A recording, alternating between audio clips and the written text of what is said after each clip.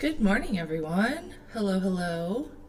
Welcome to the Addison Public Library's Twitch channel.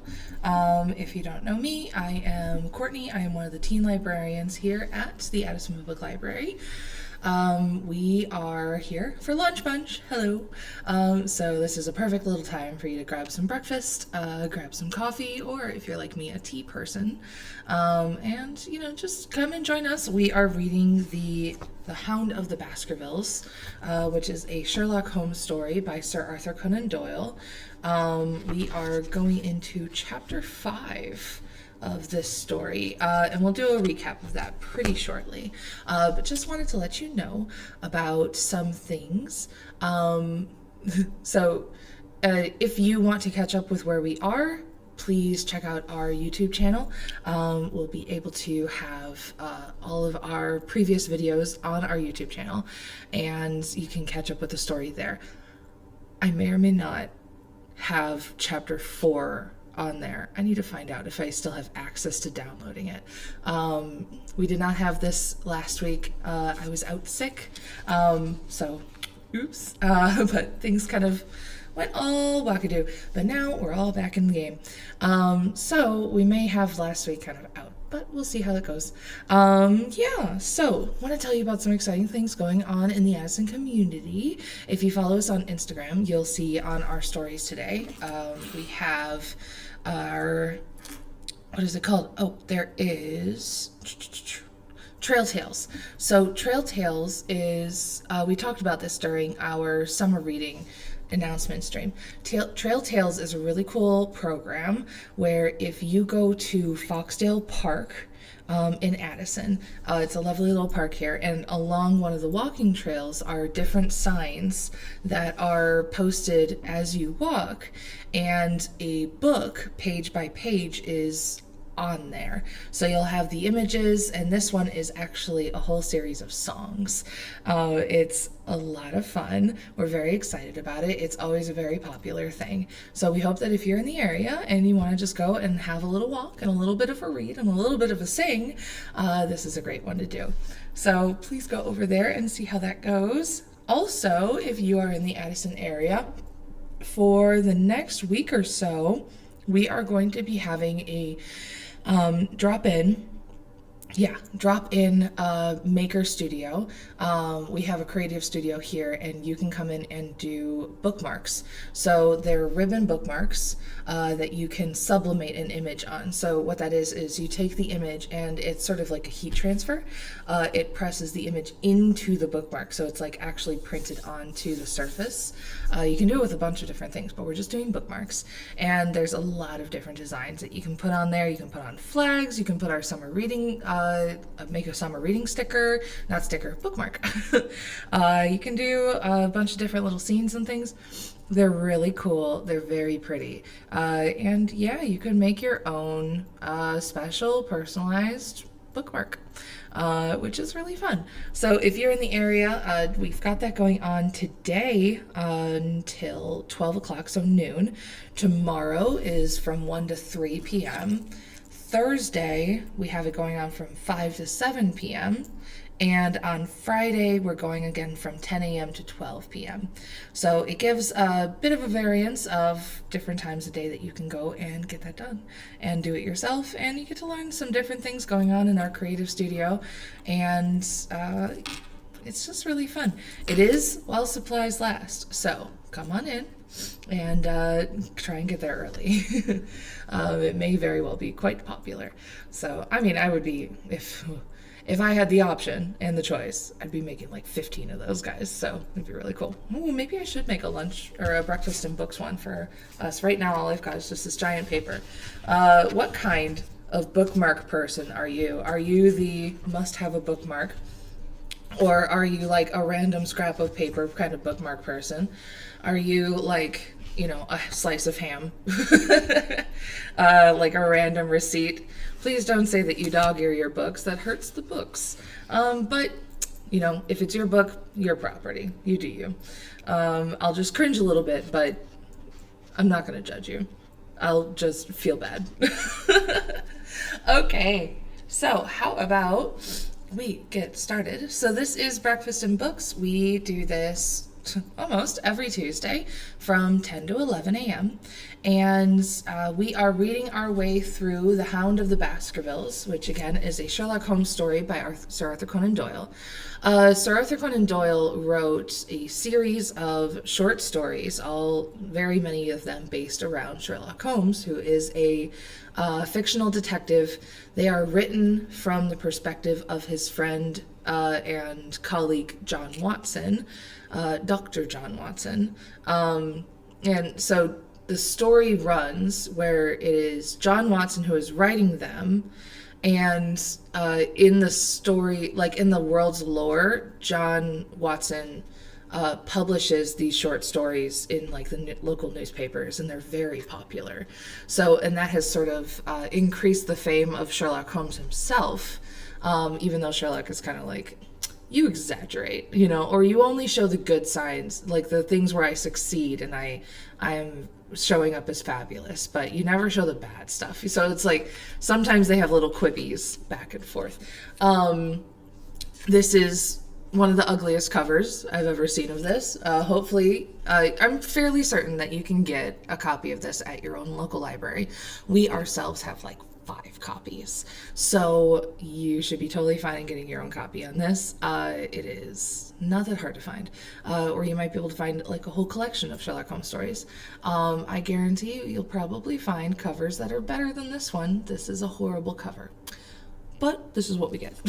So I really enjoy the Sherlock Holmes stories. He's a quirky character, definitely sassy, and just socially inept in a lot of ways, which I can relate.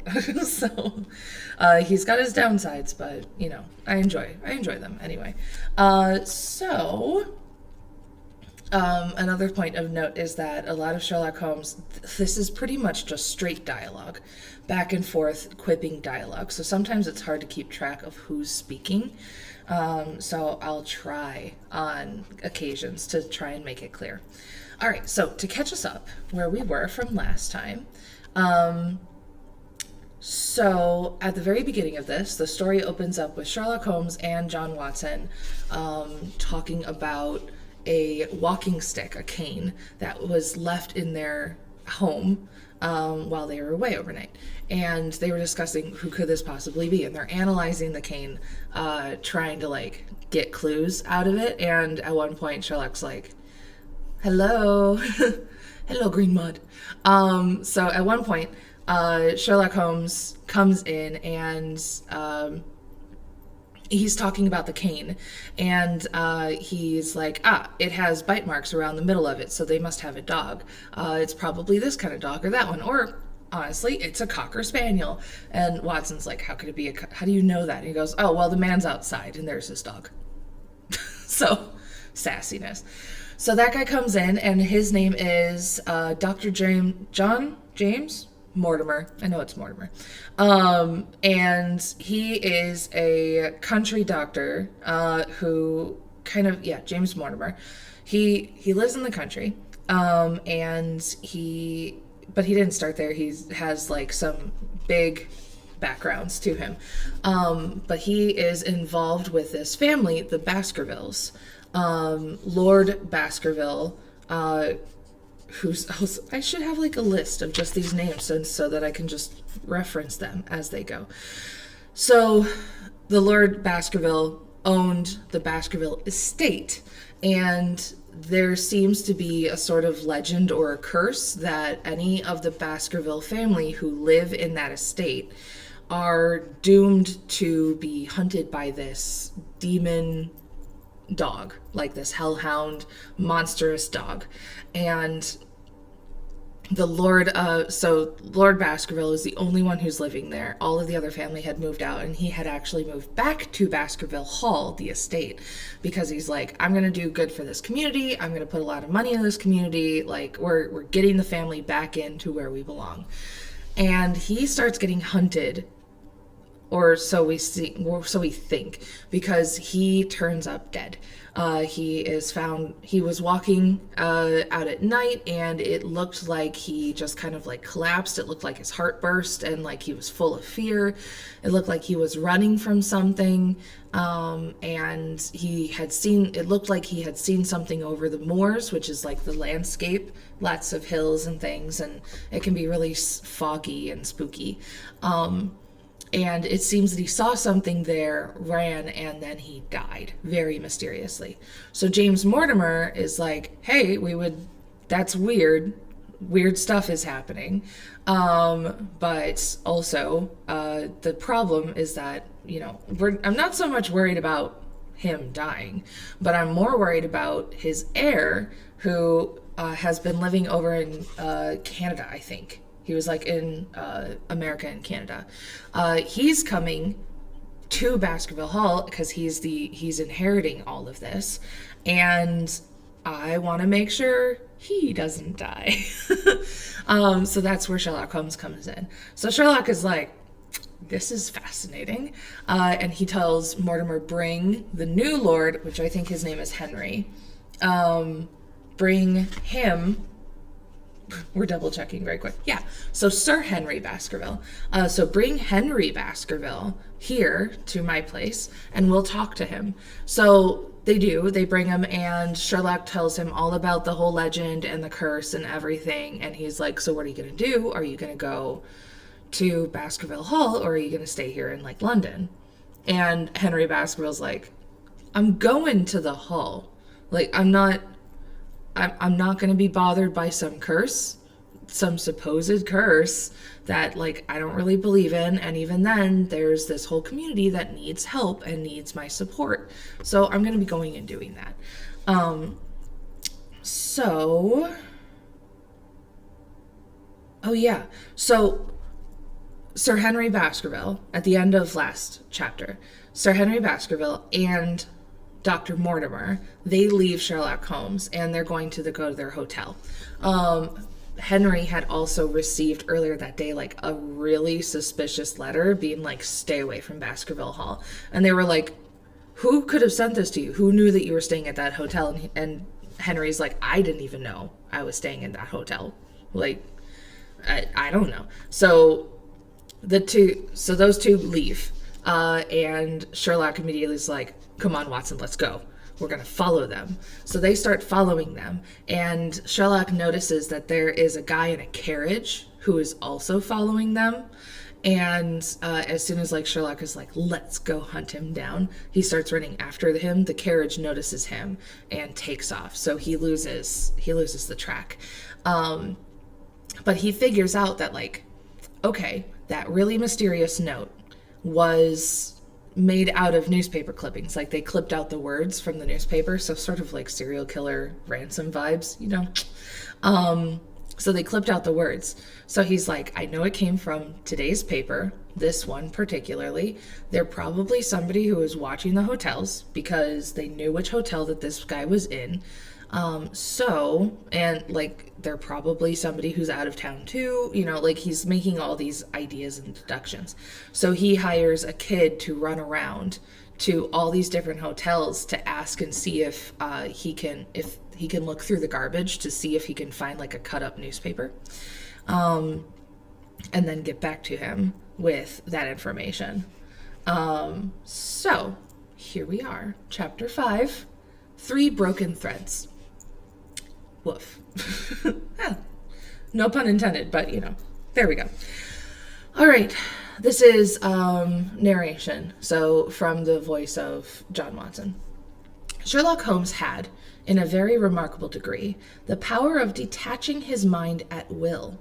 For 2 hours, the strange business in which he had been involved appeared to be forgotten, and he was entirely absorbed in the pictures of modern Belgian masters. He would talk nothing but art, of which he had the crudest ideas, from our leaving the gallery until we found ourselves at Northumberland Hotel. Sir Henry Baskerville is upstairs expecting you, said the clerk. He asked me to show you up at once when you came. Have you any objection to my looking at your register? said Holmes. None in the least. Wow, security then. Oof. Like nowadays it's like, hey, can I see who's staying here? No. But apparently they're like, yeah, sure, okay. You can look and see who stayed here. What? All right. The book showed that 2 names had been added after that of Baskerville. One was, that's a name. Theophilus. Yeah, Theophilus. There we go. One was Theophilus Johnson and family of Newcastle, and the other Mrs. Oldmore and maid of High Lodge, Alton. Surely this must be the same Johnson whom I used to know, said Holmes to the porter. A lawyer, is he not, grey-headed, and walks with a limp? No, sir. This is Mr. Johnson, the coal owner, a very active gentleman, not older than yourself. Surely you must be mistaken about his trade. No, sir. He has used this hotel many years, and he is very well known to us. Ah, that settles it. Mrs. Oldmore, too. I seem to remember the name. Excuse my curiosity, but often in calling upon one friend, one finds another. She is an invalid lady, sir.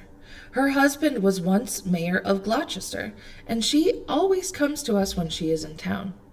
Thank you. I am afraid I cannot claim her acquaintance. We have established a most important fact by these questions, Watson, he continues in a very low voice as we went up the stairs together.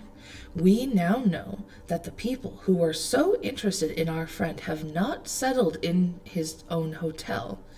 That means that while we are, as we have seen, very anxious to watch him, they are equally anxious that he should not see them.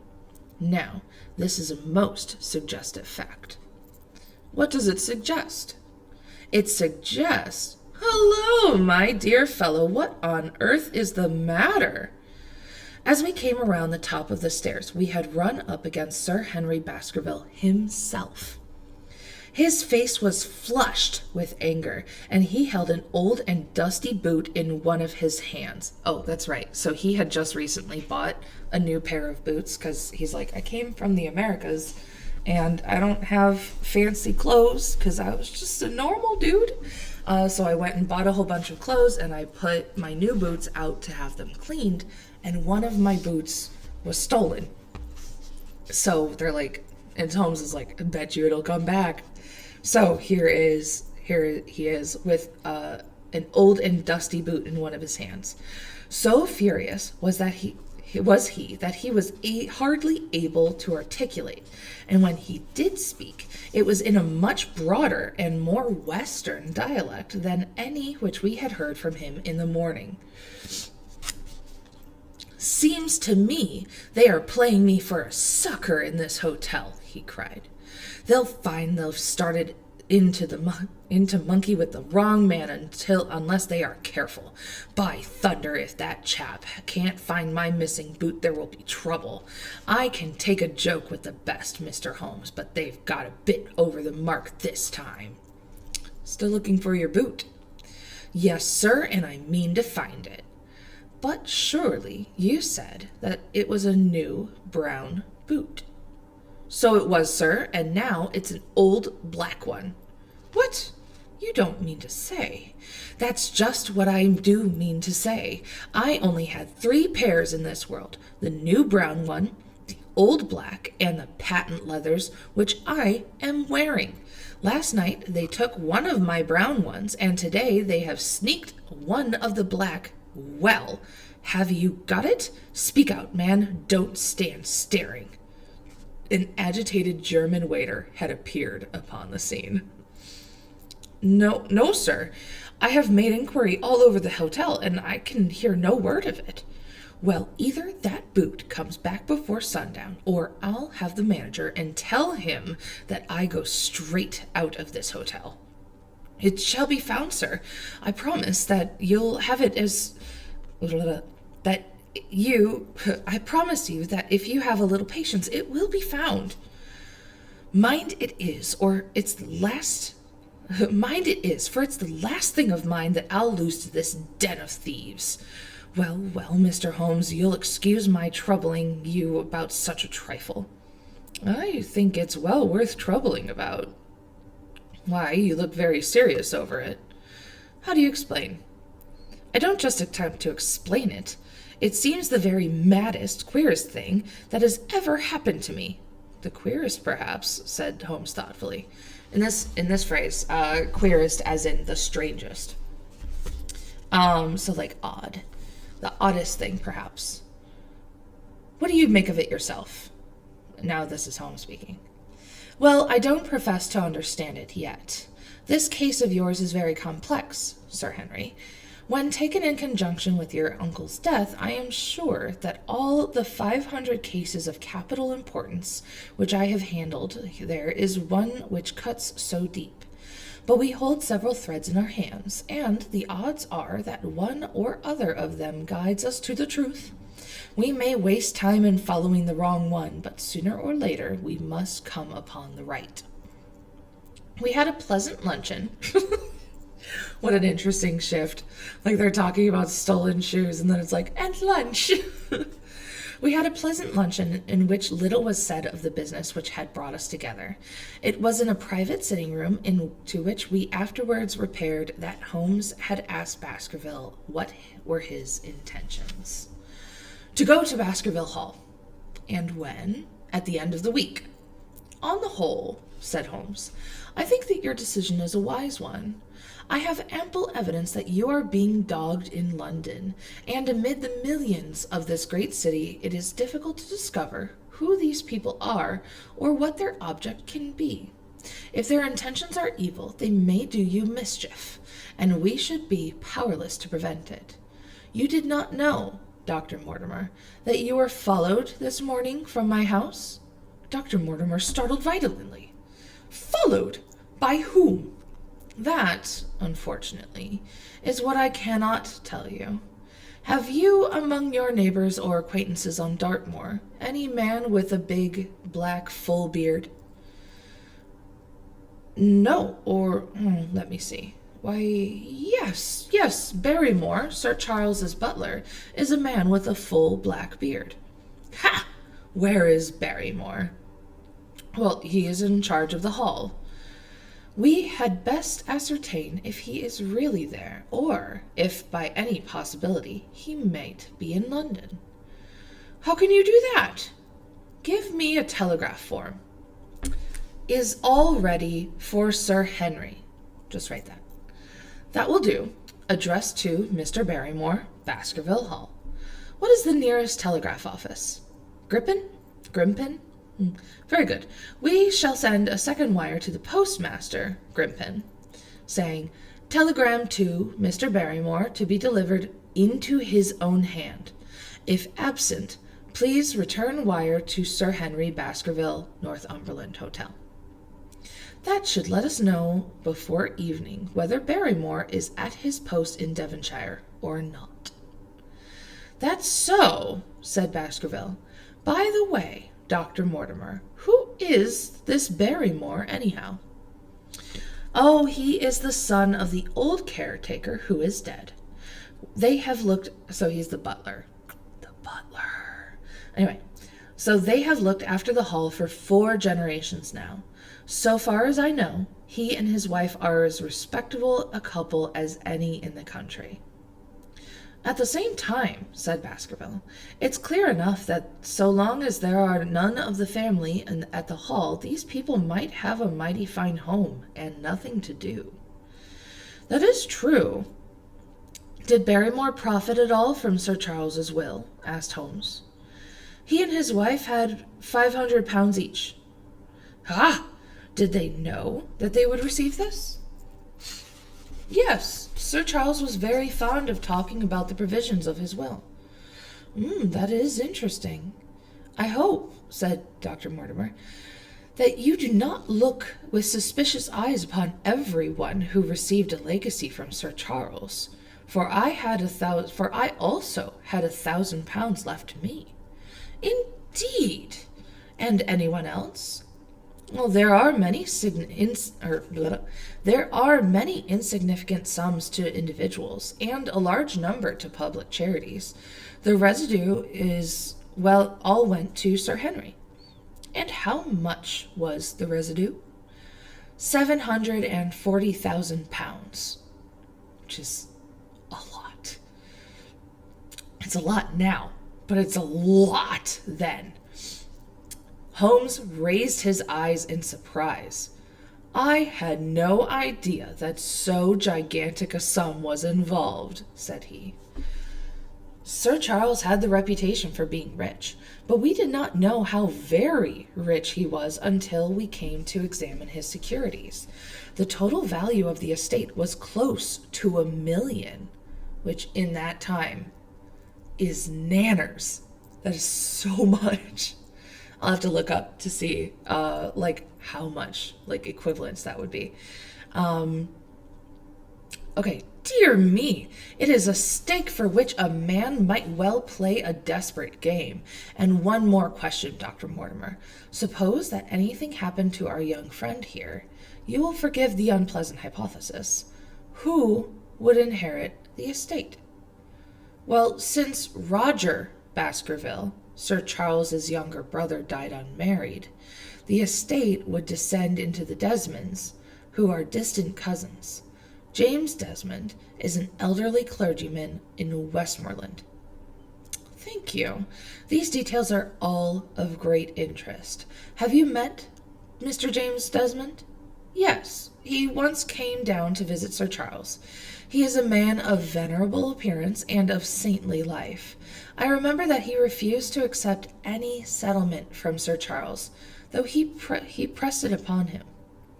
And this man of simple taste would be the heir to the Sir Charles's thousands. He would be the heir to the estate because that is entitled. He would also be the heir to the money unless it were willed otherwise by the present owner, who can, of course, do with it what he likes. And have you made your will, Sir Henry? No, Mr. Holmes, I have not. I had no time, for it was only yesterday that I learned how matters stood. But in any case, I feel that the money should go to the title and the estate. That was my poor uncle's idea. How is the owner going to restore the glories of the Baskervilles if he has not money enough to keep up the property? The house, land, and dollars must go together. Seems responsible. Quite so well, Sir Henry. I am of one mind with you as to the advisability of your going down to Devonshire without delay. There is only one provision which I must make. You certainly must not go alone. Dr. Mortimer returns with me. But Dr. Mortimer has his practice to attend to, and his house is miles away from yours. With all the good will in the world, he will be unable to help you. No, Sir Henry, you must take someone, a trusty man, who will be always at your side. Is it possible that you could come yourself, Mr. Holmes? If matters came to a crisis, I should endeavor to be present in person, but you can understand that, with my extensive consulting practice, and with the constant appeals which reach me from many quarters, it is impossible for me to be absent from London for an indefinite amount of time. At the present instant, one of the most revered names in England is being besmirched by a blackmailer, and only I can stop this disastrous scandal. You will see how impossible it is for me to go to Dartmoor. Whom would you recommend, then? Holmes laid his hand upon my arm. If my friend would undertake it, there is no man who is better worth having at your side when you are in a tight place. No one can say so much more confidently than I. The proposition took me completely by surprise. But before I had time to answer, Baskerville seized me by the hand and wrung it heartily, so shook it really hard. Well, now that is really kind of you, Dr. Watson, he said. You see how it is with me, and you know just as much as I do about the matter. If you will come down to Baskerville Hall and see me through, I will never forget it. The promise of adventure had always a fascination for me, and I was complimented by the words of Holmes and by the eagerness with which the baronet hailed me as a companion. "I will come with pleasure," I said. "I do not know how I could employ my time better." "And you will report very carefully to me," said Holmes. "When a crisis comes, as it will do, I will direct you how you shall act. I suppose that by Saturday night all might be ready? Would that suit you, Dr. Watson?" "Perfectly." "Then on Saturday, unless you hear to the contrary, we shall meet at the 10:30 train from Paddington." We had risen to depart when Baskerville gave a cry of triumph, and diving into one of the corners of the room, drew a brown boot from under a cabinet. "My missing boot!" he cried. "Oh, may all our difficulties vanish as easily," said Holmes. "But it is a singular thing," Dr. Mortimer remarked. "I searched this room carefully before lunch." "And so did I," said Baskerville. Oh, sorry. So Mortimer said he searched the room. I don't know if I actually read this, but my brain just went leak. So Mortimer searched the room. "And so did I," said Baskerville. "Every inch of it. There was certainly no boot in it then." "In that case, the waiter must have placed it while we were lunching." The German had sent for, but professed to know nothing of the matter, nor could any inquiry clear it up. Another item had been added to that constant and apparently purposeless series of small mysteries which had succeeded each other so rapidly.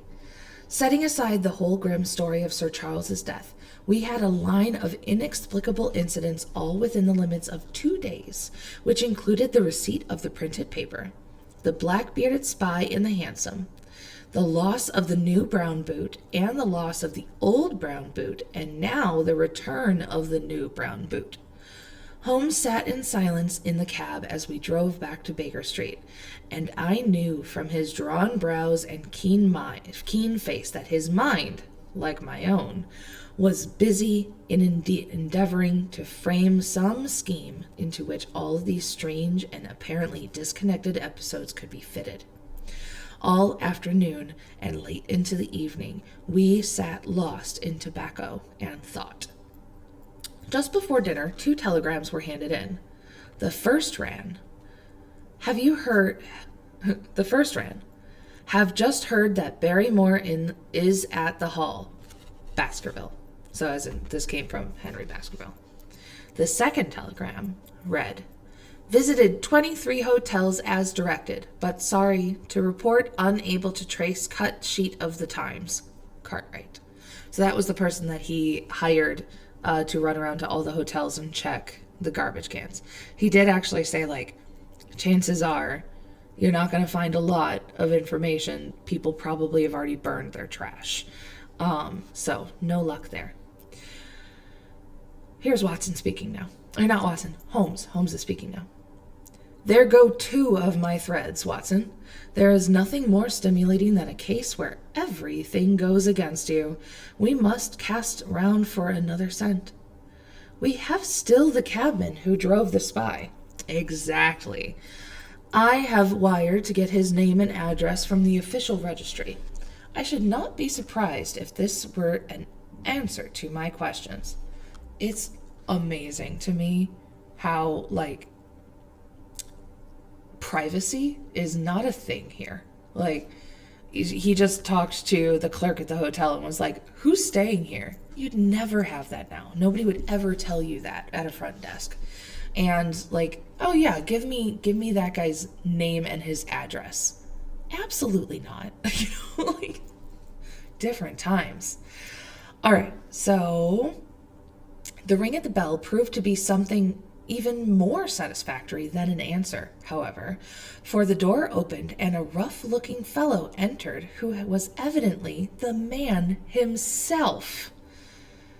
"I got a message from head office that a gent at this address has been inquiring for number 2704, he said. "I've driven the cab this 7 years and never a word of complaint. I came here straight from the yard to ask you to your face what you had against me. This guy. I like him. He's fun. He's like, what do you want? I have nothing in the world against you, my good man, said Holmes. On the contrary, I have half a sovereign for you if you will give me a clear answer to my questions. Oh, well, I've had a good day, and no mistake, said the cabman with a grin. What was it you wanted to ask, sir? First of all your name and address first of all, I want your name and address in case I want you again. Wow, okay. John Clayton, 3 Turpey Street, the Borough. My cab is out of Shipley Yard, near Waterloo Station. Sherlock Holmes made a note of it. Now, Clayton, tell me all about the fare who came and watched this house at 10 o'clock this morning, and afterwards followed the 2 gentlemen down Regent Street. The man looked surprised and a little embarrassed. Why, there's no good my telling you things, for you seem to know as much as I do already, he said.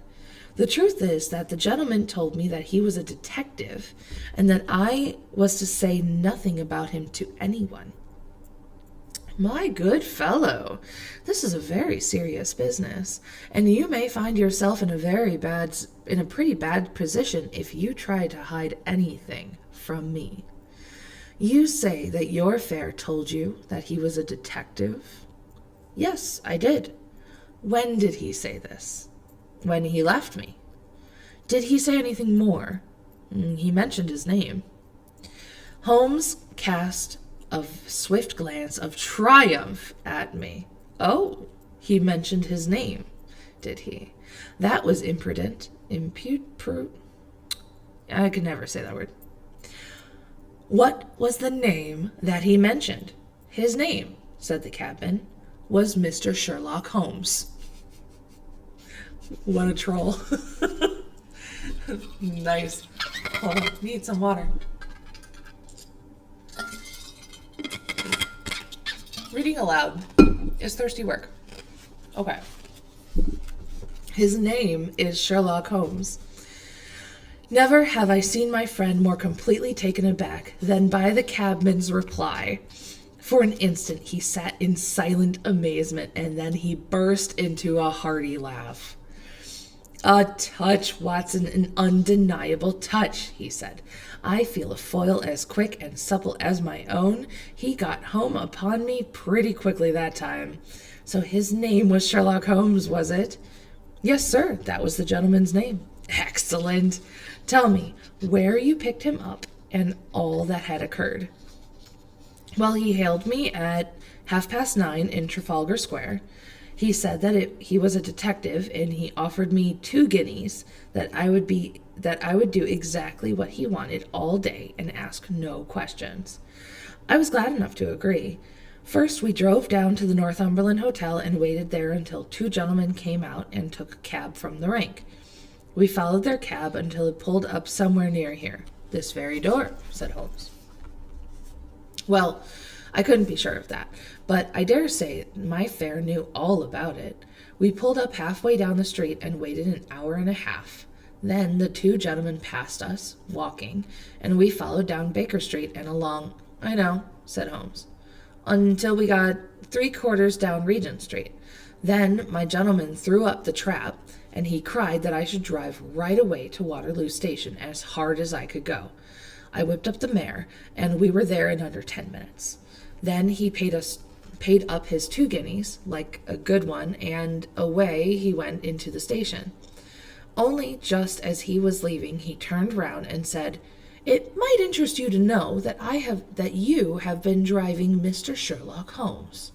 And that's how I came to know his name. I see. And you saw no more of him? Not after he went into the station.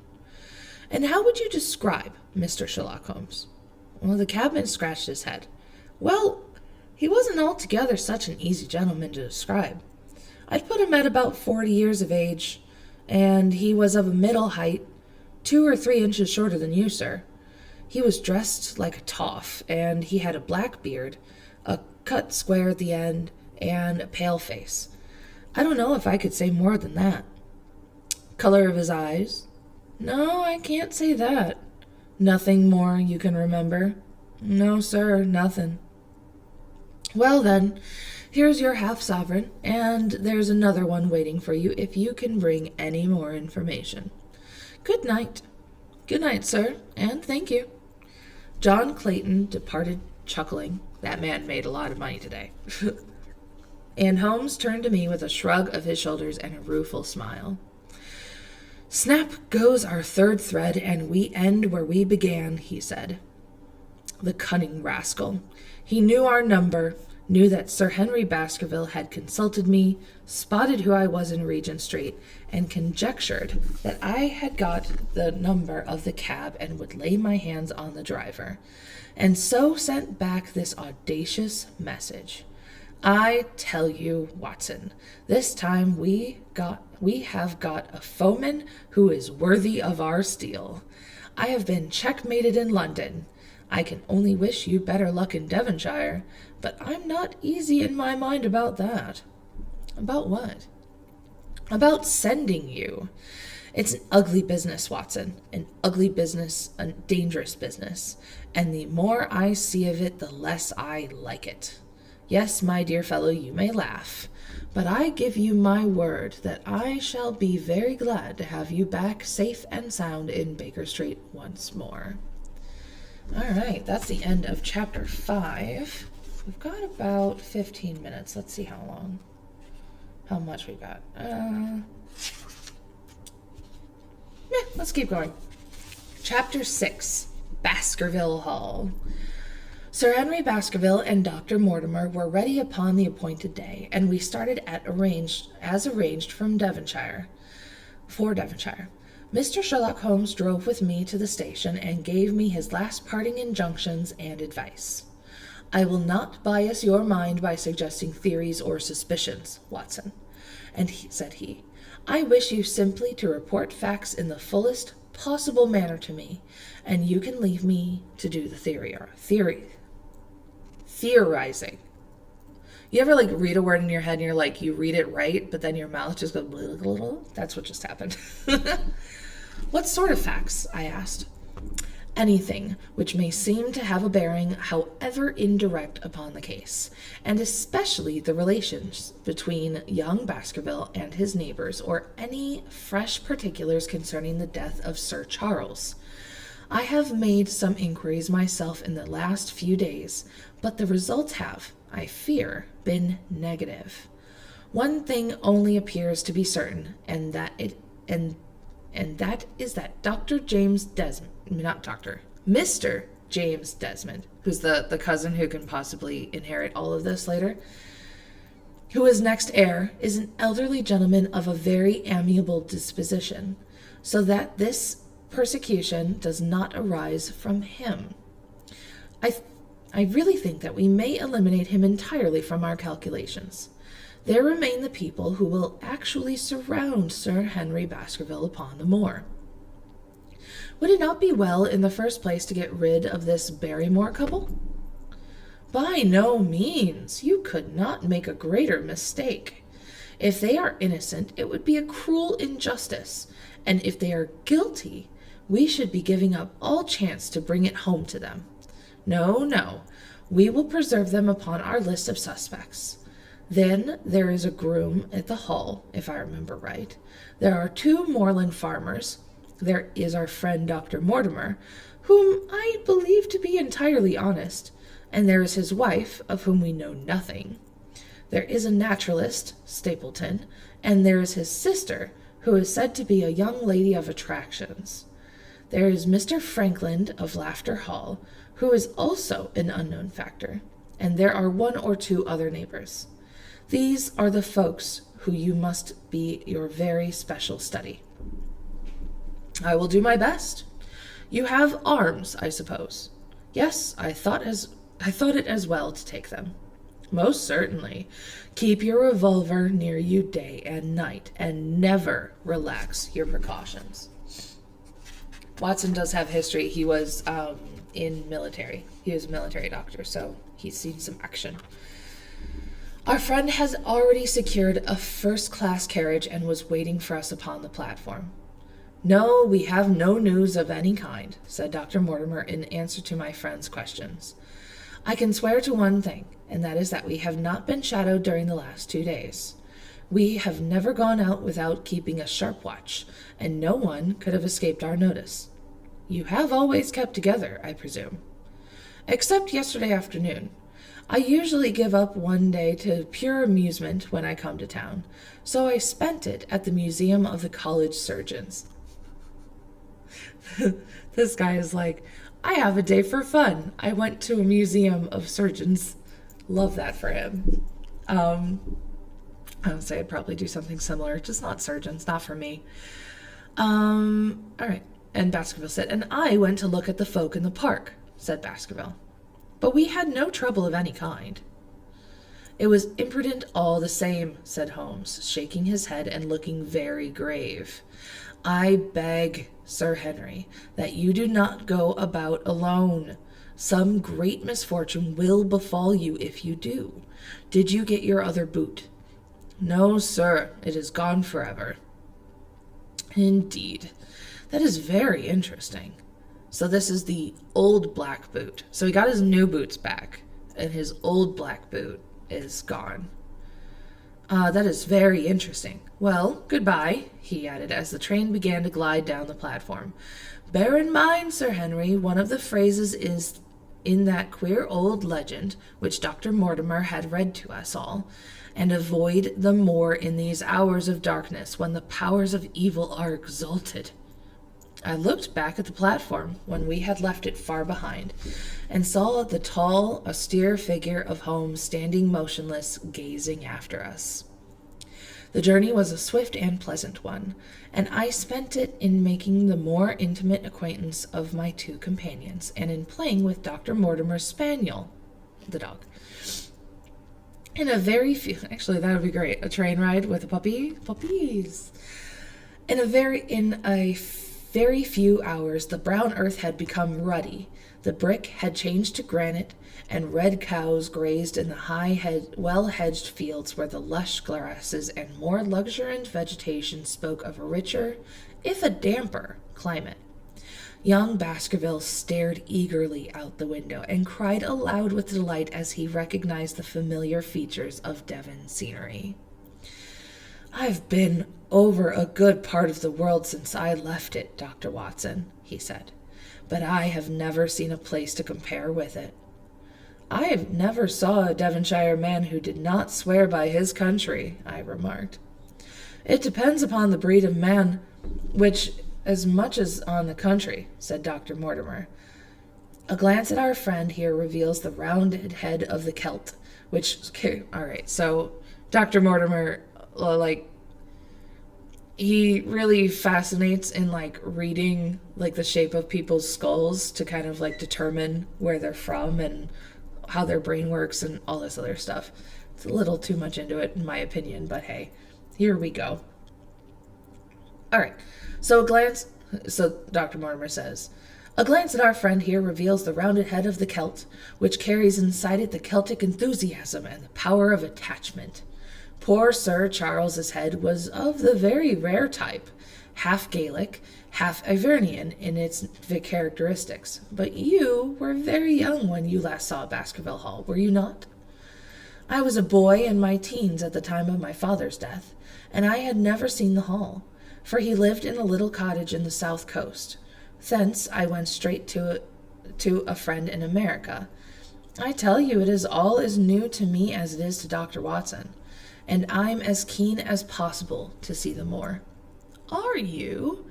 Then your wish is easily granted, for there is your first sight of the moor, said Dr. Mortimer, pointing out of the carriage window. All right, cool. So here we go, our description of the moor. Over the green squares of the fields and the low curve of a wood there rose in the distance a gray, melancholy hill, with a strange jagged summit, dim and vague in the distance like some fantastic landscape in a dream. Baskerville sat for a long time, his eyes fixed upon it, and I read upon his eager face how much it meant to him. This first sight of that strange spot where the men of his blood had held sway for so long and left their mark so deep. He sat, with his tweed suit and his American accent, in the corner of a prosaic railway carriage. And yet, as I looked at his dark and expressive face, I felt more than ever how true a descendant he was of that long line of high-blooded, fiery, and masterful men. There were pride, valor, and strength in his thick brows, his sensitive nostrils, and his large hazel eyes. If on that forbidding moor a difficult and dangerous quest should lie before us, this was at least a comrade for whom one might venture to take a risk with the certainty that he should bravely share it. Well, that's a description. All right, we are not at the end of the chapter, but we are very nearly close to the end of our time. So we will stop it there, and we'll pick it up as we go. Yeah. So what do you think is going to happen? Very curious things, I'm sure, are afoot. I wonder, it's odd to me that Holmes is so very interested in this case, and he's not running along right away to be there with them, to see everything himself. So I wonder when he'll start popping in. But he sent James Watson to go and be his eyes and ears and to report back. So maybe a little bit of trust there. We'll see how that goes. Water bottle. Okay, so I do believe that's it for this week. Next week we will pick up where we left off. I'm going to look up and see if I can find information about how much that estate is worth in current day American dollars. Because I am pretty sure it's a whole lot.